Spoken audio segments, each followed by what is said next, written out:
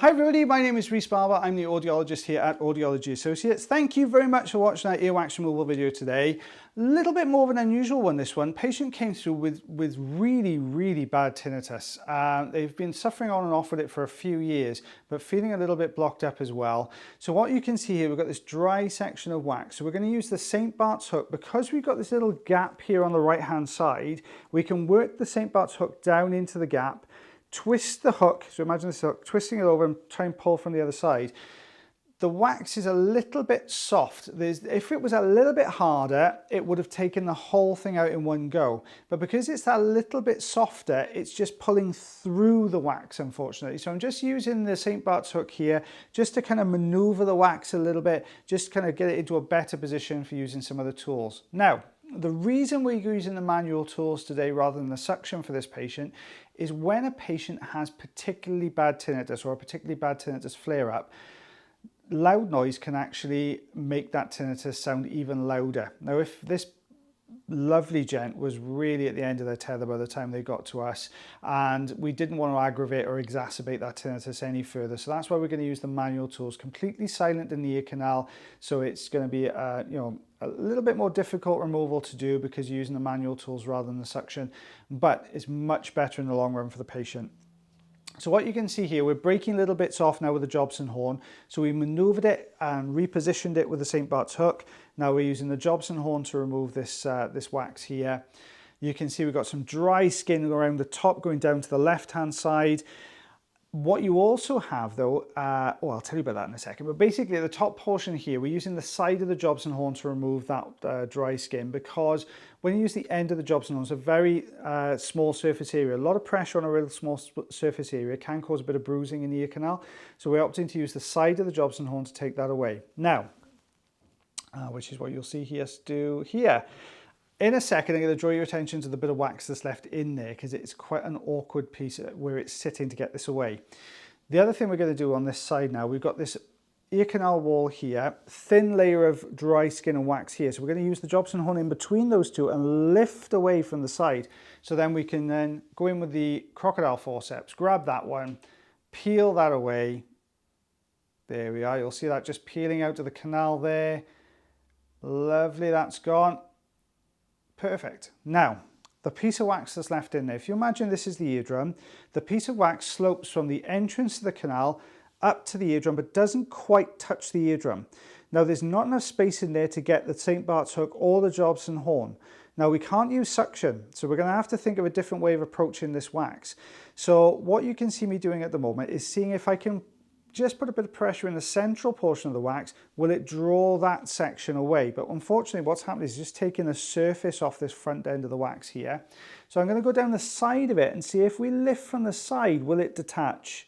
But unfortunately, it's still really firmly stuck to that left canal wall. So we're going to aim to go in at the front. So imagine this is the slope. We're going to work underneath it and lift all the way along until we see it detach.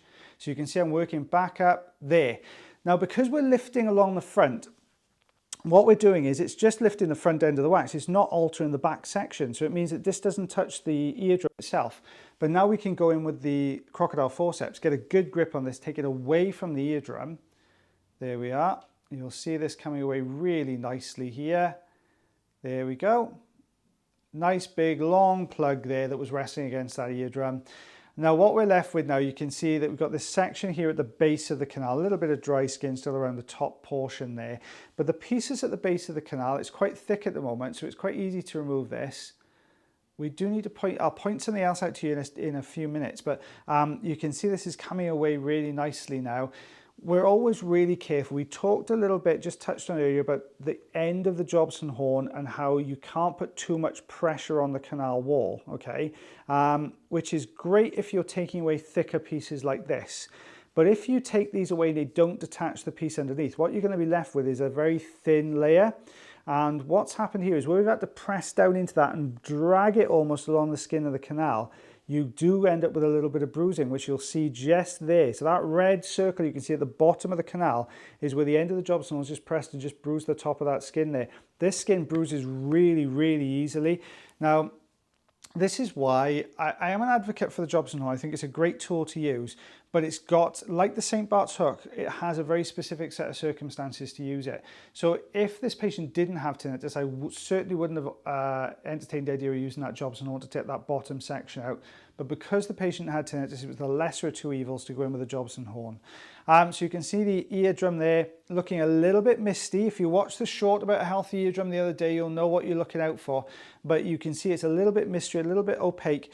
It can happen as we age. You get this kind of graying to the eardrum as we age as well. But yeah, you can see a little tiny retraction pocket just there as well. Now we're going to talk about retraction pockets in tomorrow's short, so stay tuned for that one as well. But this is, you can just see it's just a little bit more sucked in that one particular section. So this is the second ear now. So very similar story here. I'm just holding the endoscope here. I want to see if there's a gap down this left-hand side. And you could just about make out the eardrum there. So there is a gap there. Now we've got this front section of wax here sitting just in front of that gap. So we're going to use the St. Bart's hook. So we're going to get that piece away first of all. There we are. And we just lifted that a bit. As we go in now, we should be able to get behind this next section. Now you can just see that little gap there. See the eardrum quite clearly through it. So St. Bart's hook going in. And just lining this up. There we are. We've managed to pass behind it. As we bring this forwards now, you can see it's a very similar consistency to the last ear.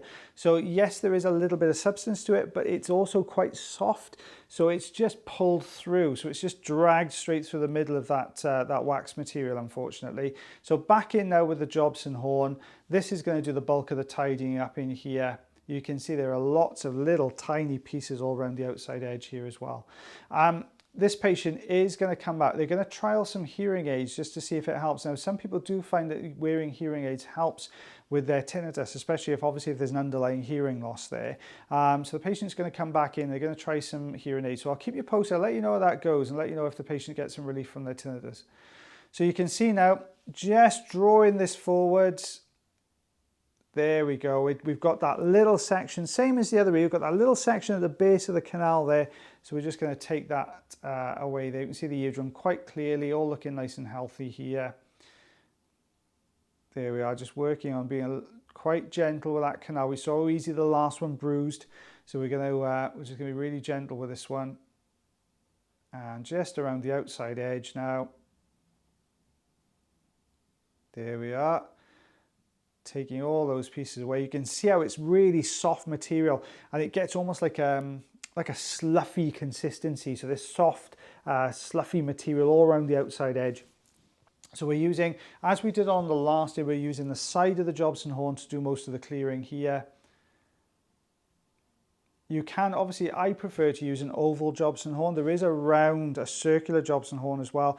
You could use that because that does spread the surface area around a little bit more. So sometimes you'll get a good, clean, much wider kind of passage on there. But I just prefer to use the side of the oval. I find it a little bit easier because the round's that little bit wider. When you've got a narrower ear canal, you lose a bit of maneuverability.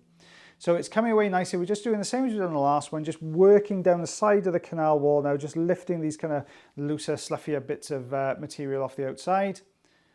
And we're just going to go around, just take some of this off the top here, around the sides, back down to the bottom. It's all coming away now.